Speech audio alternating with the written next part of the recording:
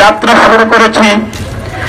আমরা শতাধিক মহিলা শিক্ষকের যাত্রা দেখে আমার মনে হচ্ছে মিছিলে মিছিলে রাজপথ কাঁপিয়ে পড়ালেখার রাজপথ কাঁপিয়ে স্কুল মাদ্রাসার শিক্ষকরা যেখানে ক্লাসে থাকবার কথা তারা আজকে রাজপথে নেমে এসেছে।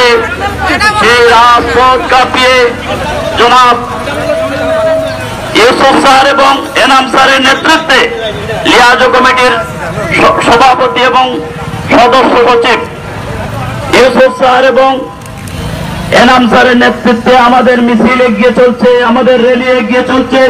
জেগেছে রে জেগেছে, শিক্ষক সমাজ জেগেছে, রক্তে আগুন লেগেছে।